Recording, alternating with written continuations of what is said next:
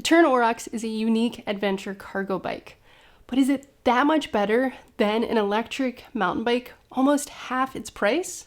I set out this summer to find out. In this video, we will discuss how the Orox compares to a great electric mountain bike, help you decide which type of bike is for you, and what other bike options I would be looking at if I were in the market for an off-road cargo capable e-bike.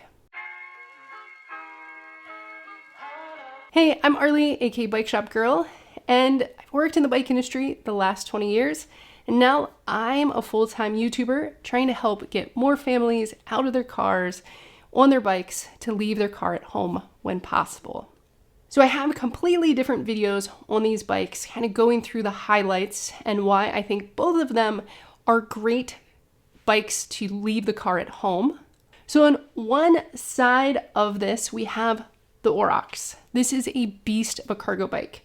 It can handle 2 kids on the back, has a max gross vehicle weight of 462 pounds, comes stock with 27.5 by 4 inch tires, has this built-in suspension of those fat tires, which can provide crazy traction and rock climbing skills. But the bike is also pretty heavy, and your kids, if you decide to use it as a true kid cargo bike, are pretty high on those fat tires.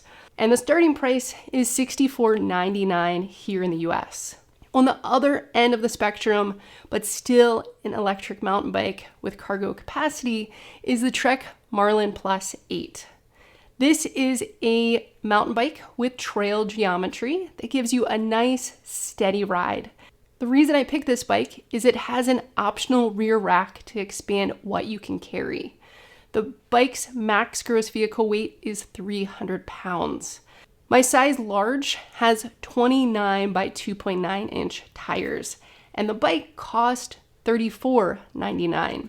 So I picked these two bikes because they both have Bosch's new e-bike smart system.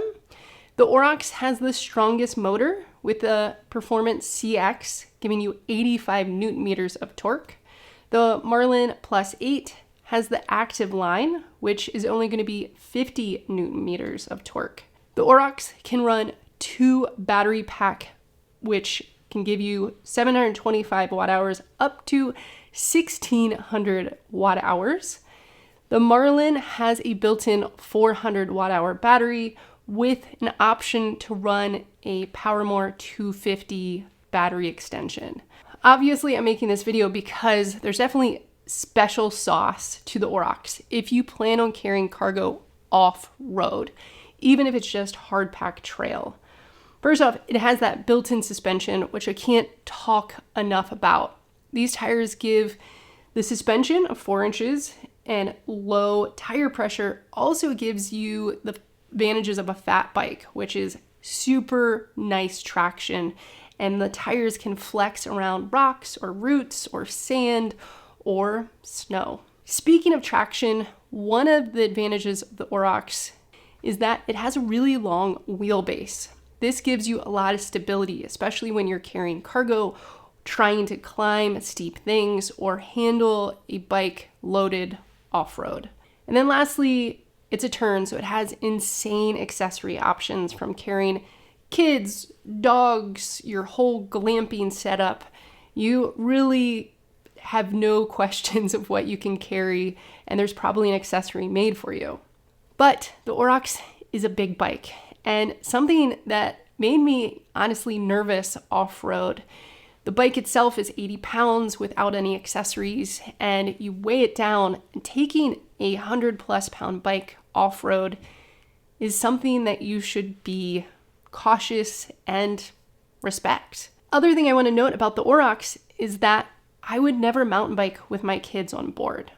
It did allow me to drop them off at school and then go off on a mountain bike ride, but on rail to trail or crushed gravel or hard pack trails, honestly, my Tern GSD does great on that. So the Orox is really for somebody that has these unique trails, access to them, wants to carry everything, maybe needs to carry heavy duty work equipment, but I would never truly mountain bike with my kids on board. which leads me to the Marlin Plus. The pros of this bike are that you can attach a trailer or the rear rack and do a lot of great things with it. So ultimately, I think it requires test riding if you can, but just trying to figure out what are you going to do 60% of the time with this bike. The Orox is a superb bike for anyone who wants to haul a good amount of gear off-road, and extremely off-road, because I can ride the Tern GSD, the Quick Haul, the HSD, all these other things on hard pack surfaces, light mountain biking, because it has a 2.1 or 2.2 inch tire. But where you start getting limited is the 20-inch wheel.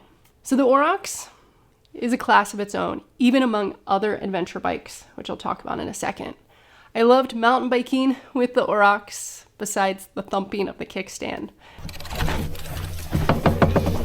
And then the Marlin was also a lot of fun and probably a more reasonable e-bike for most people. My hope, though, is that Tern continues to push this off-road trekking segment and makes a Goldilocks of these two bikes. I would love to see a $5,000 off-road option with stock accessories removed. So no frame bag, remove some of the things that added money to the Orox, and something a little bit shorter, but still has a decently long wheelbase compared to a standard mountain bike. Kind of like the HSD of Oroxes. Give me 175 pounds in the back so I can carry a kid if I need, and a little bit lighter so it wasn't impossible to get it over down trees or when I needed to carry it across some very large rocks and gullies. As for the Trek, I would love for them to continue in this mindset of a more trekking or electric bike packing bike. If they added just one model to the Marlin Plus with a slightly less aggressive cockpit, less aggressive tires, and have that rear rack and fenders installed, I think they would have a great trekking bike, especially for Europe, but growing here in North America. Now, there are also a handful of other adventure cargo bikes if you're thinking about this type of riding that you should know about. I'll put a link below to the category on cargobikelife.com, but there's the Surly with two different models, the Skid Loader and the Big Easy. Reese and Mueller have their multi-charger, and then the trekking options from Cannondale. Ultimately, it comes down to what type of terrain you're looking to tackle and what you want to be carrying. Now, what do you think of this off-road cargo niche? It's not quite bike packing because you may want to carry more. You have an electric assist. Are there trails near you that would allow you to replace your car trips with bike trips if you had the right bike? I would love to hear from you in the comments, and also help satisfy the YouTube gods to share this video with others. All right, as always, thanks so much for watching. Until next time, stay well, stay good, and remember to get on your bike and leave the car at home when you can.